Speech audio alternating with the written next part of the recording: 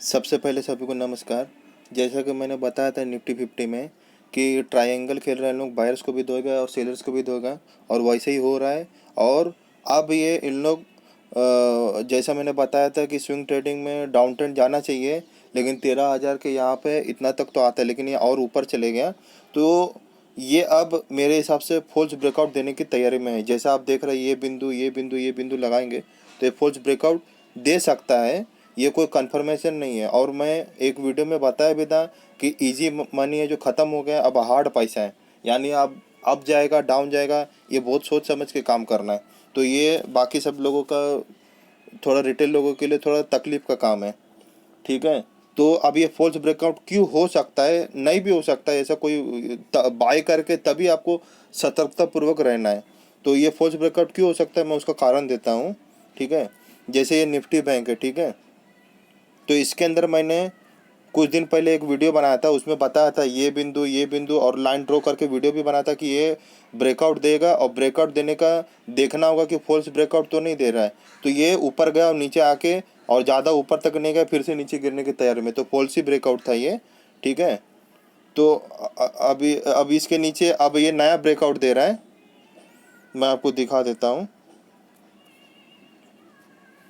ये आप देखेंगे तो ये निफ्टी बैंक का जो नीचे की तरफ ब्रेकआउट दे रहा है, तो ये डाउन ट्रेंड स्टार्ट करने की तैयारी में है निफ्टी बैंक। लेकिन निफ्टी फिफ्टी के अंदर आप देखेंगे ऊपर की तरफ ब्रेकआउट दे रहा है।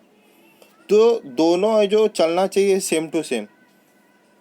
तो इसीलिए मैं बोल रहा कि निफ्टी फिफ्टी में ब्रेकआउट है जो फॉल्स ब्रेकआउट दे सकता है अप ट्रेंड का, मुझे यही लग रहा है। क्यों मैं बोल रहा हूँ, उसके पीछे एक कारण है। जैसे मैंने बताया था कि जैसे सितंबर में ये जो रेड कैंडल बना हुआ यहाँ से गिरा तो निफ्टी बैंक भी गिरा। जब अक्टूबर महीने में उठा निफ्टी फिफ्टी तो निफ्टी बैंक भी उठा। आप जब जब वो देखेंगे, और जब जब उसका टॉप लगा है तो निफ्टी बैंक का भी टॉप लगा है। बाकी उसके अंदर जो चाल है वो अंदर ऊपर नीचे चल सकता है।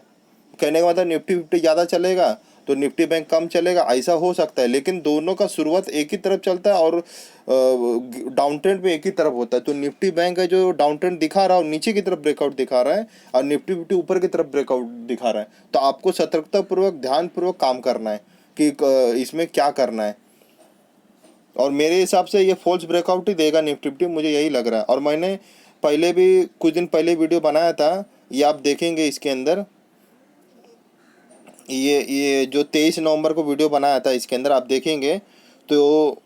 और ज़्यादा करके कैसा है ना, वीडियो का क्वालिटी कुछ कुछ लोग को ख़राब लगता है, तो मतलब सही नहीं दिखाई देता है। तो उसको वीडियो क्वालिटी ऐसा 720 पिक्सल करेंगे तो आपको ये जो क्लियर दिखा, अभी जैसे क्लियर नहीं दिख रहा है। ठीक है, मैं इसको और चलेगा तो उसके बाद ये बराबर होगा, थोड़ा और चलेगा तो क्लियर होएगा। अभी देखिए अभी क्लियर हो गया। तो अब मैं इसको पॉज कर दिया। देखिए इसके मैं 23 नवंबर को बताया था कि ये ब्रेकआउट देने के लिए तैयार है निफ्टी बैंक, जो कि मैंने बोला था स्विंग ट्रेडिंग डाउन ट्रेंड में निफ्टी फिफ्टी और निफ्टी बैंक। और बाकी ट्रायंगल भी खेल रहा है, बायर्स को भी दो रहा है, सेलर्स को भी दो रहा है।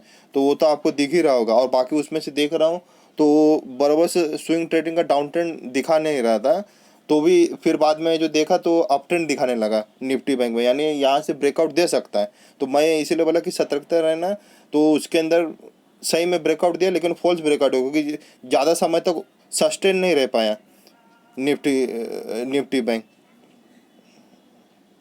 ये आप देखेंगे निफ्टी बैंक में, तो आप देखेंगे तो अभी इसका तो मैं डिलीट मार दिया हूँ। तो यहाँ पे ये जो बिंदु है, ये बिंदु ये ब्रेकआउट दिया था यहाँ पे, लेकिन ये फिर से आप देख रहे हो कि उसी भाव पे नीचे आ रहा है। तो ये सस्टेन नहीं कर पाया, क्योंकि ये ऑलरेडी चल चुका है निफ्टी बैंक, लेकिन और इससे ऊपर जाना नहीं चाहिए। तो ये जानबूझ के फॉल्स ब्रेकआउट देने की तैयारी कर रहे हैं कि सब लोग बाय करेगा और फिर मैं नीचे लेके चले जाऊंगा, अपना माल सबको बेच दूंगा, क्योंकि कोई बायर्स खड़ा रहेगा तभी तो ये माल बेचेगा। तो उस हिसाब से इन लोग काम करता है। तो अब ये नीचे का ब्रेकआउट देने की तैयारी में, तो सही में नीचे जाएगा निफ्टी बैंक। तो कल परसों जब भी आपको यही देखना है कि ब्रेकआउट देगा, तभी आपको जो पुट बाय करना है, ऐसा बाय नहीं करना है। और बाकी निफ्टी फिफ्टी में आपका ब्रेक दे रहा है, तो ये मेरे हिसाब से फॉल्स ब्रेकआउट आपको सामने दिख रहा होगा। और सबका टॉप एक ही साथ लगता है। अगर आप सब मैच करोगे ना, निफ्टी फिफ्टी और निफ्टी बैंक, तो दोनों अक्टूबर में ही उठा और दोनों सितंबर में गिरा, और मार्च में भी ऐसे ही सेम टू सेम चलता है। सिर्फ आगे पीछे थोड़ा बहुत और चलता है। और दूसरी बात मैं ये बोलना चाहता हूँ कि पहले तो बता दिया था कि इजी पैसा खत्म होगा निफ्टी फिफ्टी में, हार्ड पैसा है, सोच समझ के काम करना है, और जो जिसको पास सीखा हुआ खिलाड़ी है उसी को मालूम पड़ेगा, बाकी लोग को नहीं मालूम पड़ेगा। ठीक है, अब मैं आपको दिखा देता हूँ कि निफ्टी फिफ्टी आज है जो 0.04% उठा हुआ है। ठीक है, इसमें कॉल का प्रीमियम भी 40% गिर गया, ये देख सकते हैं 13,100 के पास। ठीक है, तो और बाद में पुट का प्रीमियम भी गिर गया। अब कुछ कुछ को लगता है कि नहीं भाई 3 दिसंबर का गलत होएगा, तो 10 दिसंबर में टाइम टिके नहीं होता है, लेकिन 10 दिसंबर में भी देख रहे हो तो 35% गिर गया। अब मंथली का देख रहे हो निफ्टी दिसंबर 12,900, तो मंथली के अंदर भी 10% गिर गया, तो हर एक में गिर गया। तो फायदा क्या है पुट कॉल पे? पुट कॉल बहुत ही डेंजर है। अगर निफ्टी फिफ्टी ऊपर गया और जरा से भी आपके डायरेक्शन का उल्टा होगा तो पूरा वो ले लेता है और वो माइनस में हो जाता है और आदमी पैनिक में आ जाता है। तो आपके सामने मैं और एक वीडियो में इसके पहले भी बनाया था कि निफ्टी फिफ्टी अगर 10 दिन तक साइडवेज करता है और उसी भाव पे अगर 13,000 है और 10 दिन के बाद भी 13,000 है, तो आपका प्राइस है जो आधे से ज़्यादा नीचे गिर जाएगा। 1,000 रुपये का प्रीमियम रहेगा तो सीधा 500 हो जाएगा। इतना डेंजर कॉल और पुट है, यानी आप आज ही बाय किया और आपको आज ही सोचना है। और उन लोग बहुत खतरनाक तरीके से खेलता है, और मैं भी खेलता हूँ तो ज़्यादा मेरे को फायदा ही नहीं हुआ। जितना इक्विटी मार्केट में होता था उतना ही 500, 400, 1,000 यही सब होता है। और बाकी तो वो तो ज़्यादा करके सर ही दर्द कर देता है, कभी नीचे जाएगा कभी ऊपर जाएगा, बहुत खतरनाक चीज़ है।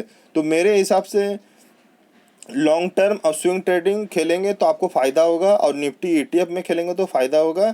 बाकी कॉल और पुट वेरी वेरी डेंजरस, और इंट्राडे भी बहुत ही डेंजर है। अभी आपके सामने आप टैली कर लीजिएगा ऑटोमेटिक। कॉल का तो प्रीमियम बढ़ना चाहिए, कॉल का भी नहीं बढ़ा, पुट का भी नहीं बढ़ा, तो बढ़ेगा अगर उसी भाव पे तो कम से कम 5% गिरना चाहिए। तो ये पुट का प्रीमियम 60% गिरा, ये क्या मतलब हुआ? फिर कॉल का भी प्रीमियम 40% गिरा, ये क्या मतलब हुआ? अरे भाई 5% गिरता तो समझ में आता है, 40%, 50% गिरेगा तो आपने 1,000 रुपये लगा तो सीधा 500 हो जाएगा, मतलब क्या है? तो इसका मतलब यही है कि पक्का खिलाड़ी चाहिए कि अप ट्रेंड है तो उस समय बाय किया और प्रॉफिट लेकर निकल गया, तो इसका मतलब ये इंट्राडे हो गया कॉल पुट। तो आप ये समझ के रखिए, पहले भी वीडियो में मैंने बहुत मना किया हूँ और यही बोला हूँ कि आप है जो कोशिश करिए कि स्विंग ट्रेडिंग लॉन्ग टर्म और भी निफ्टी ईटीएफ में काम करेंगे तो ज़्यादा बेहतर रहेगा, फ़ायदा होगा। ठीक है, और या तो आप सीख जाइए मार्केट को, किस तरीके से मार्केट चलता है नहीं चलता है, तो आप कॉल पुट खेल सकते हो। वो भी कभी कभी, जैसे सचिन तेंदुलकर कभी कभी सिक्स मारता है, ऐसा नहीं कि हर बैट में जो सिक्स मारता है, ऐसा नहीं है। देख सकते हो आज निफ्टी फिफ्टी नीचे गिरा फिर ही ऊपर लेके चलेगा, तो इसका ट्रेंड बहुत समझना बहुत खतरनाक है कि कहाँ पे अप ट्रेंड है, कहाँ पे डाउन ट्रेंड है, कहाँ पे साइडवेज है। तो इससे अच्छा स्विंग ट्रेडिंग लॉन्ग टर्म खेलोगे तो आपको फायदा रहेगा। और बाकी कॉल पुट एक तरह का इंट्राडे गेम हो गया, तो बहुत डेंजर गेम है, बहुत खतरनाक चीज़ है मेरे हिसाब से। बाकी आप जैसा आपको ठीक लगे आप, और बाकी वीडियो को शेयर करेंगे करिए और लाइक करिए और सब्सक्राइब करिए, और सबको बताइए कि कॉल पुट है जो डेंजर भी है, उसमें रिस्क बहुत है। हर समय ऐसे ही करता है Nifty fifty. Thank you for watching.